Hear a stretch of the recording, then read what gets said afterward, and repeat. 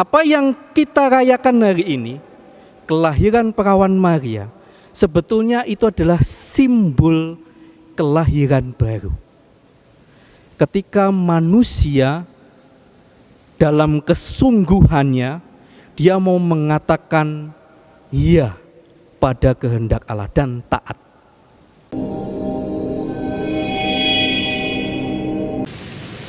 Saudara-saudari yang terkasih, tentu Anda ingat jargon yang dimiliki oleh paroki kita ketika merayakan 200 tahun. Apa jargonnya? Tua gerejanya, muda semangatnya. Berarti masih ingat ya. Kalau saya orang yang tidak terlibat di dalam mempersiapkan itu dan tahu jargon itu, ya paling apa yang ada dalam pikiran saya adalah ya gerejanya sudah tua, tetapi pelayanannya dan semangat imannya itu tetap muda. Tapi sebetulnya itu bisa dilihat juga dalam fase perkembangan. Kalau kita hari ini merayakan kelahiran, itu adalah fase perkembangan hidup. Tentu kalau Anda menantikan kelahiran anak, saya belum pernah menantikan kelahiran anak, tapi Anda tentu pernah ya. Apa yang dirasakan adalah kegembiraan, gembira, apalagi anak pertama. Bukan hanya kegembiraan, tetapi juga kita melihat satu kehidupan baru itu tumbuh muncul, gitu ya. Jadi anak yang dilahirkan itu adalah kehidupan baru yang muncul. Jadi itu fase. Nah, kalau Anda pernah membaca fase perkembangan manusia, kalau menurut saya ya, setiap fase itu harus mengandaikan ada sebuah kelahiran. Sebut saja fase anak-anak menuju remaja, atau remaja menuju dewasa awal, lalu sampai ke dewasa dan tua. Setiap fase perkembangan itu menuntut, kalau menurut saya ya, kita boleh berbeda, menuntut sebuah kelahiran. Kelahiran yang tadi saya katakan membawa kegembiraan dan apa? Tadi ada dua, satunya apa? Waduh, sedih selalu ya. Membawa kegembiraan dan kita melihat satu kehidupan yang baru muncul. Nah itu, jadi itu diingat-ingat ya, itu kata kuncinya ya. Kegembiraan dan satu kehidupan baru muncul. Nah saudara-saudara yang terkasih, 210 tahun itu fase yang cukup lama. Fase yang sangat lama. Tapi kalau 210 tahun ini kita berani mengatakan bahwa gereja ini tetap muda semangatnya, harus ada dua hal itu. Kalau tidak ada bedanya dengan ketika tumbuh awal. Tidak ada bedanya.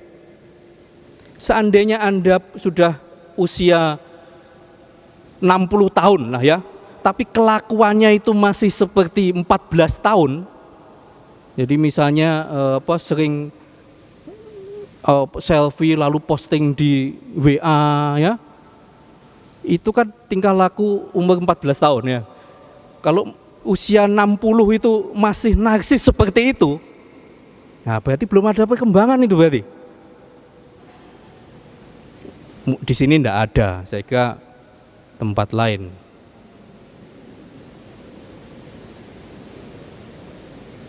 Kalau Anda berani mengatakan usia gereja ini 210 tahun, harus ada fase kelahiran baru.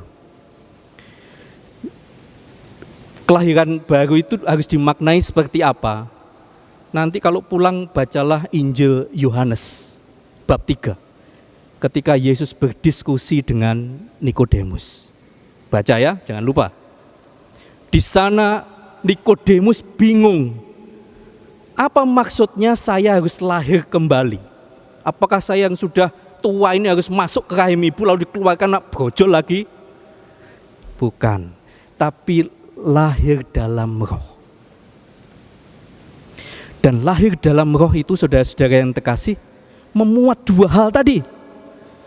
Kegembiraan dan hidup baru. Saudara-saudara yang terkasih, kalau kita kembali ke Injil yang kita dengar tadi, memang silsilah yang dikatakan di Injil itu tidak langsung merujuk mengatakan kelahiran Bunda Maria, tidak. Walaupun kita merayakan kelahiran perawan Maria, tapi bacaan tadi mau mengatakan silsilah dari Yesus Kristus sendiri. Dan Maria terlibat di dalamnya. Dan kalau kita melihat keseluruhan dari silsilah tadi, saudara-saudara, keselamatan itu, keselamatan yang dari Allah, tidak lahir dari kesempurnaan, tidak. Tapi Allah yang menyempurnakan tentu ya. Jadi kalau kita melihat silsilah tadi, tidak ada yang tidak sempurna di sana. Kalau mau menyebut tokoh-tokoh pada waktu itu, tentu Anda kenal Daud, raja hebat. Walaupun hebat ya ada dosanya juga. Ahas, raja hebat, tetapi imannya nol pada waktu ditantang oleh Nabi Nathan. Atau tokoh-tokoh yang lain kalau Anda mau menyelidiki satu persatu. Semua memiliki ketidaksempurnaan. Tetapi saudara-saudara yang terkasih, lihat apa yang kita rayakan hari ini, kelahiran perawan Maria, sebetulnya itu adalah simbol kelahiran baru. Ketika manusia dalam kesungguhannya dia mau mengatakan iya pada kehendak Allah dan taat. Dan apa yang menjadi konsekuensi selanjutnya? Dia harus merasakan apapun yang terjadi dalam hidup. Tetapi dua hal tadi lahir bersamaan. Kegembiraan bagi umat manusia, tapi juga kehadiran seorang pribadi yang baru yang menyelamatkan, yaitu Yesus. Saudara-saudari yang terkasih, jalan hidup kita masing-masing ataupun juga sebagai komunitas tidak selalu baik. Tidak selalu baik. Namun pilihlah yang terbaik, yang mendewasakan dan membawa kegembiraan. Kalau itu belum ada, maka jangan bangga ketika merayakan 210 tahun. Karena kita belum dewasa.